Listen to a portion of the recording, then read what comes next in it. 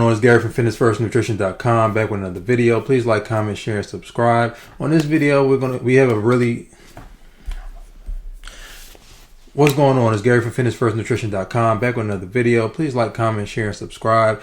Got a great video for you today. Interesting video, a topic we've covered, but this one is going to hit a little bit harder because this is one of the biggest, if not the biggest store, well, not even store, but one of the biggest employers in this country. So this is Amazon, and they are looking to replace 600,000 jobs with AI. So we're going to watch Anton Daniels' review on it, and we're going to actually hear the report at the same time.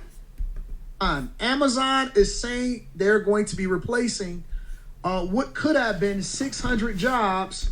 He obviously meant 600,000 jobs. With physical AI. Check it out. This morning, concerns that Amazon, the second largest private employer in the country, is planning one of the biggest workplace transformations in modern history.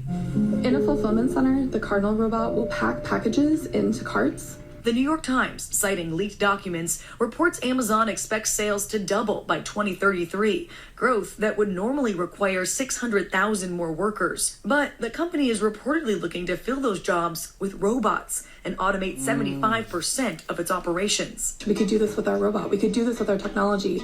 That's what we're going to do. In the near future, Amazon reportedly estimates automation could help it save more than $12 billion and shave about 30 cents off each item it ships. In a statement, Amazon said So, all right, we're going to stop there. So right now they're painting it as this is just 600,000 potential jobs in the future. That is not true. They're going to start firing people from Amazon.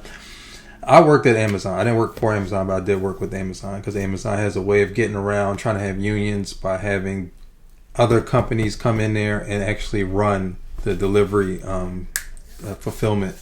Not the packaging. The people that work in there packaging the stuff up, they work for Amazon. But the drivers, all the drivers and the dispatchers for the drivers, they don't work for Amazon. They work for a separate company. They get their own stations, and that's how that works. So anyway, so Amazon, they look to get to shave off anything. They don't care about anybody, anything. The drivers are peeing in bottles in the car. They're pooping in bags in the car because it's such a high stress job. It's extremely high turnover.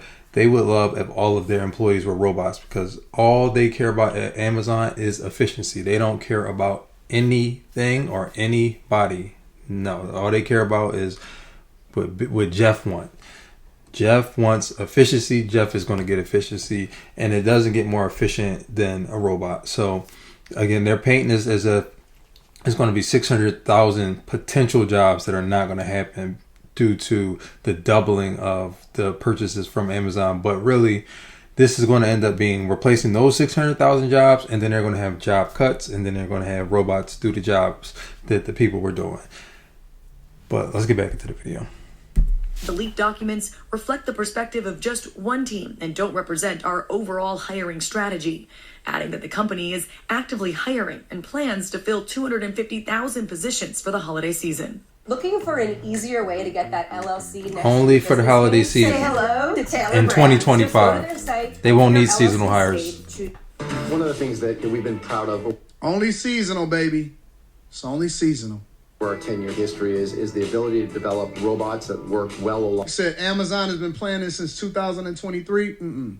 Amazon has been planning this since 2012, 2013. Alongside people. It comes amid growing fears of technology replacing human workers. The so-called godfather of artificial intelligence has been sounding the alarm. If I worked in a call centre, I'd be terrified. If I was someone like a legal assistant, a paralegal, they're not going to be needed for very long. For mundane intellectual labour, AI is just going to replace everybody. Well, Amazon has said it's busy training human workers for high-paying jobs that will include working with robotics. Listen. Before we get into Anton, so they're going to replace the Uber drivers, the Lyft drivers, the delivery people. They're going to have drones delivering stuff.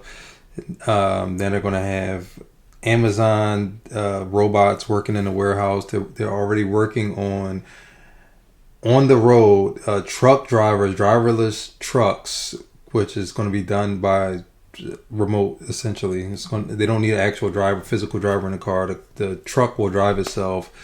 You may need some loaders, but you can get robot loaders.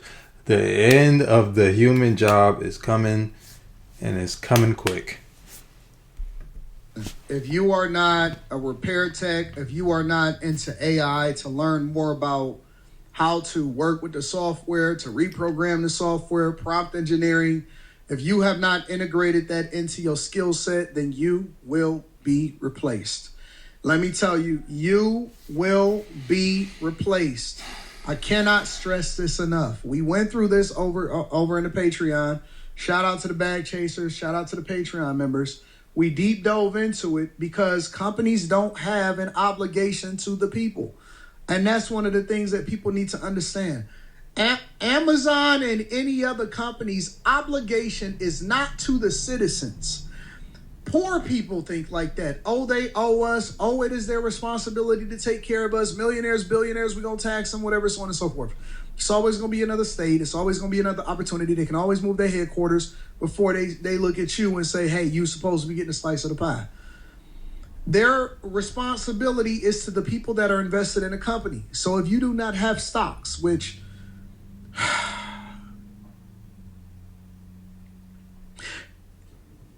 if I'm having a child today, which I did this for my daughter. Everything that I spend on her, half of it will go into stocks. Half of it will go into buying into equity into the companies of the future. If you're looking for some form of universal basic income or passive income because of the replacement of people with technology, then that is going to have to be a responsible adult investing in themselves. If I am a person, because y'all learn to live off, think about it. You learn to live off of half when the federal government decide that they want to tax you over in New York. If you make a certain amount of money, they making you pay 52% in taxes. That means more than... But that's the top people. The average person in New York is not paying 52% taxes. I think sometimes he misses, maybe because he's reached a certain level, he kind of misses the actual picture, like the big picture. He just sees, he kind of missed the forest for the trees. I guess that would be the saying. So at the end of the day, most people need a job, and it's not going to be enough jobs. The whole point of what they're doing is to replace human capital. They don't need 600,000 people. They don't need 300,000 people to reprogram the robots. They don't need 200,000 people to redo that. If they needed that, they would just hire the people. I mean, you would still save some money because it's a lot that comes along with hiring a human. Most people don't realize how much they actually cost. What you cost per hour is not your actual amount that you cost the company.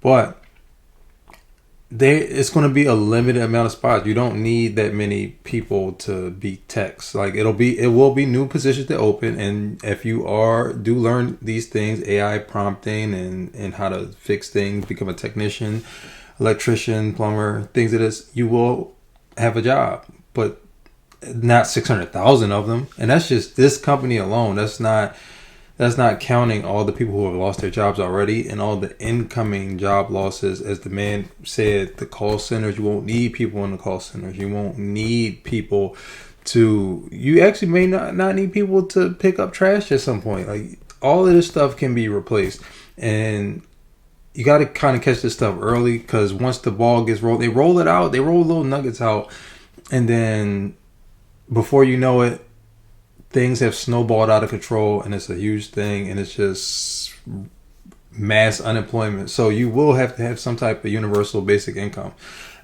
at some point. And I'm no socialist. I'm not a communist. I'm none of that. I'm all for the free market, but I have noticed that the free market is now beginning to they've been taking advantage in the past, but it is getting increasingly more absurd how they are taking advantage of the free market, of the actual people of this country, and how people can't really afford anything, how healthcare is unaffordable now, how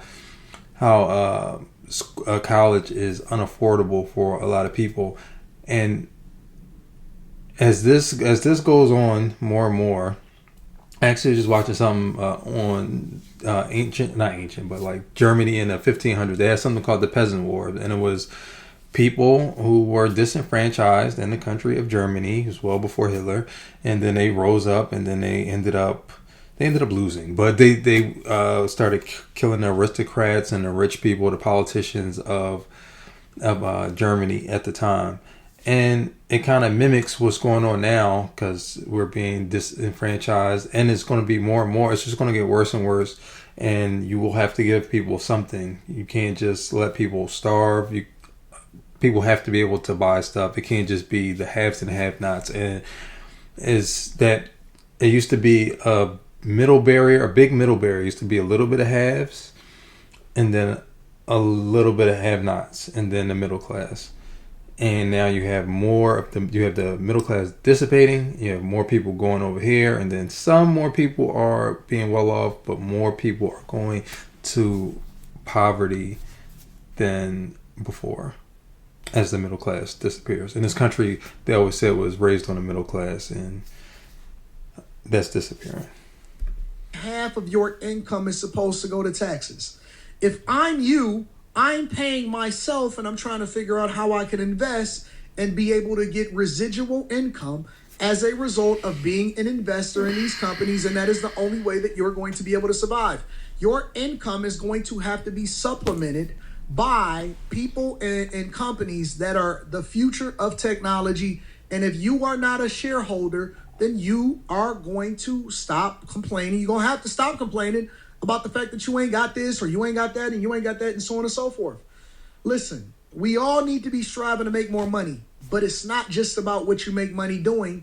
It's about what you do with it when you get it. And stop increasing your lifestyle to meet whatever it is that you earn right now, because there's going to be bumps, bruises, layoffs, furloughs, ups and downs, good times, bad times, times of feast and times of famine. And if you are not prepared for it by during the times of feast to invest so that you're prepared for if anything happens in famine, so that you will have enough time to be able to pivot and do things differently, you are going to be disappointed. I'm telling you, the new standard for living good is going to be investing in yourself first. You should have already been doing it. When I told people, hey, I'm investing the majority of my income, everything that I have, in real estate, in stocks, and this and that, so on and so forth, people laugh. Oh man, you supposed to be having a big house. You're supposed to be having that. You're supposed to be having this. No, I'm not Kenyon Martin. I'm not a Neanderthal. If no one ever taught you how to manage your money, or you're secretly ashamed of where you're at financially. Kenyon Martin. But again, what he's saying is just it's not feasible for the average person. There's more average people. That's why they call it average than there are above average people. So if more people who cannot afford to invest in these companies, who should not be, they don't have enough, they don't have an emergency fund. The average person in this country has maybe $500 or $1,000, some ridiculously low number of money inside of their savings to start with. They don't have the money. Now, he is correct that people don't need to, because what happens is people make money, then they make more money, and then they go from here to there. So they raise their standard of living to where their current funds are, and then they don't have an emergency fund, which is 6 months of your bills that can be paid without you having to find a new job if you were to get fired or quit or sick or whatever, life happens. So with most people not having the money to invest and then not being qualified to invest, is really just not viable for them to invest. Like people who work at McDonald's, when they get replaced, it's nowhere for them to go.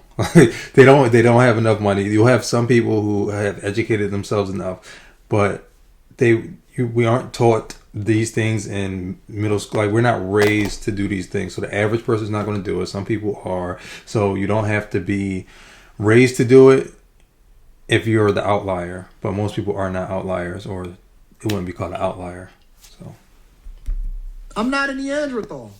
I understand the game. I understand the play.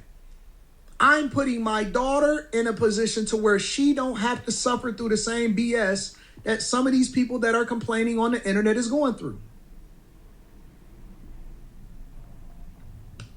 I don't want her to be feasting and famine and having to do the same thing that other people do.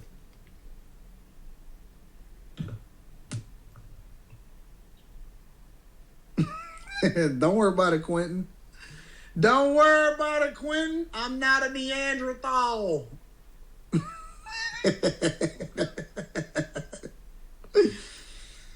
Oh, you come for the king, you best not miss. First of all, this event where you are, can you tell us about them? The first is in our manipulation robot that we call Blue Jay. And what Blue Jay, the way that you can think of it is that you can take 3 assembly lines and put it in the same footprint of 1. What it does is help eliminate the menial, the mundane, and the repetitive. And it could pick more than 75% of the inventory that we actually sell in our sortable network, which is a really big deal. I'm really proud of that. And are we supposed to believe that is not going to... It could pick 75% more efficiently.